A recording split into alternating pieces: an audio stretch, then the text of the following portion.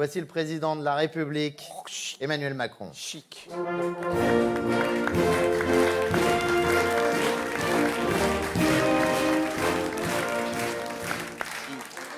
Monsieur de Verdière.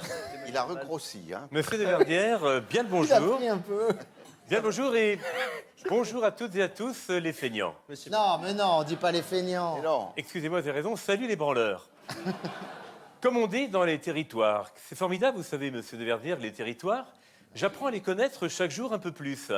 D'après ce que l'on m'a dit, c'est comme une ville, mais au lieu du bitume, il y a de l'herbe.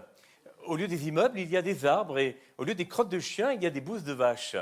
Personnellement, je pense que ça doit être très bucolico-reposant pour les paysans qui survivent. Je commence aussi à apprendre les expressions familières et croquignolesques des gens des territoires afin qu'ils puissent me comprendre avec le peu de vocabulaire dont ils disposent.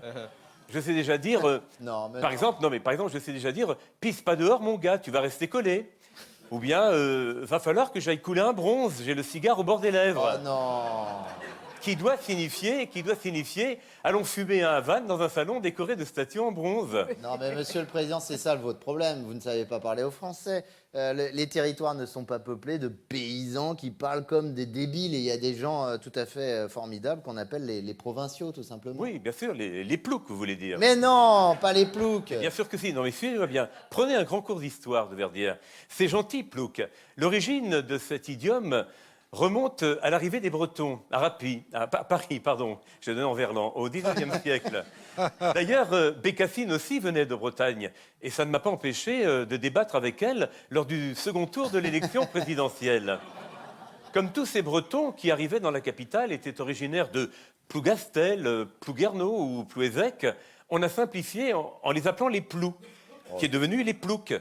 Il n'y a rien d'insultant.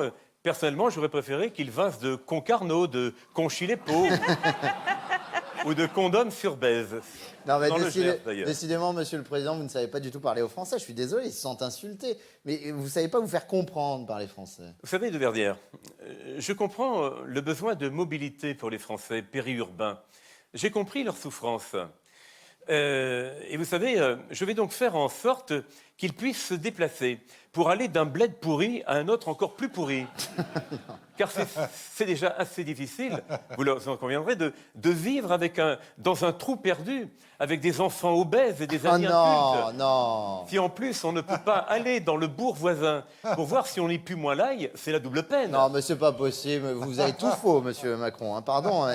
Vous savez qu'il y a des gens qui se sentent méprisés par votre attitude, par vos propos. Et c'est pour ça qu'ils bloquent la France. Les gilets jaunes n'en peuvent plus. Monsieur de Verdière, je vais annoncer ce soir une grande mesure. Si vous me le permettez, monsieur Mabille en a déjà parlé, pour répondre à la colère légitime des ploucs. Ah. Enfin, pardon, Oh non. des Français. Oui. Nous avons décidé de rembourser, monsieur Mabille le disait, les préservatifs, ce qui leur permettra de se distraire pour pas cher. Bon, évidemment, le remboursement sera à déduire de la prime énergie, puisque, comme vous le savez, pratiquer l'acte sexuel provoque une dépense énergétique qui apporte un supplément calorique. Puisque baiser, ça réchauffe, si vous voulez dire. Enfin, bon, c'est pour que les ploucs comprennent mieux. Oh non, non. Croyez-moi, ils vont être contents, les indigents. Enfin, Non, je veux non. dire, ils vont péter de joie, les gueux, voilà. Non, vous arrêtez de parler comme ça aux Français, c'est pas possible. Eh bien, Ça suffit. écoutez, monsieur de Verdière, s'il le faut, je reprendrai mon itinérance mémorielle et je retournerai parler aux Français. C'est souvent très pittoresque, vous savez. D'ailleurs, je finirai, si vous me le permettez, par cette petite anecdote qui m'est arrivée lors de mon dernier déplacement à Verdun. Alors que je demandais à un enfant ce qu'il voulait faire plus tard, il m'a répondu « Je voudrais être poilu ». Poilu, comme les soldats de la guerre de 14, lui demandai-je. Non, qu'il me fait, je voudrais avoir des poils.